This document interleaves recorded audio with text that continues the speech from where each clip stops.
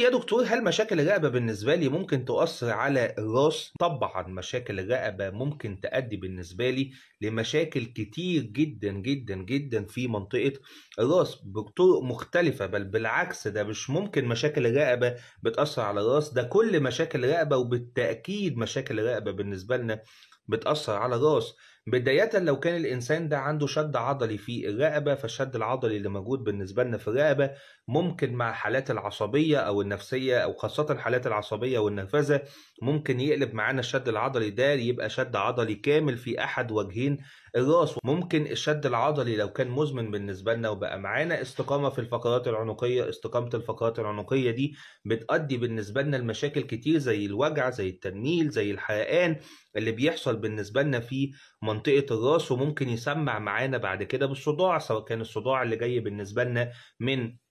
مشاكل الرقبه اللي هو السيرفايكوجينيك هيديك او الديسكوجينيك هيديك، يعني الصداع الناتج عن مشاكل الرقبه، او حتى لو كان معانا الصداع النصفي زي ما احنا هنتكلم بعد كده. لو كان عندنا غضروف كمان ممكن يؤدي بالنسبه لنا المشاكل في الراس، خاصه كمان ان اجتمع الغضروف واستقامه الفقرات العنقيه ممكن يحصل لنا حاجه اسمها الاوكسيبيتال نيورالجيا، التهاب الاعصاب القذليه. الناس اللي بيعاني من التهاب الاعصاب القذليه دي بيعانوا بالنسبه لهم من حرقان او وجع او بتنميل يمتد بالنسبه لهم من خلف الراس ويفضل مستمر على احد جانبين الراس بالنسبه لنا، وممكن يوصل في الحالات الشديده لحد خلف الاذن على حسب السيمتريه او على حسب الاناتومي والمسار بتاع الاعصاب القذليه بالنسبه لنا، فبيحصل فيها التهاب. ولو ما اتكلمناش على الناحيه دي هيكون عندنا الصداع اللي بينتج نتيجه مشاكل الرقبه، سواء كان مثلا كلاستر هيدك او الصداع العنقودي، ممكن جدا يأثر بالنسبه لي على الراس. الصداع النصفي، حتى لو كان الصداع التوتري، كل الحاجات دي ممكن تأثر بالنسبة لي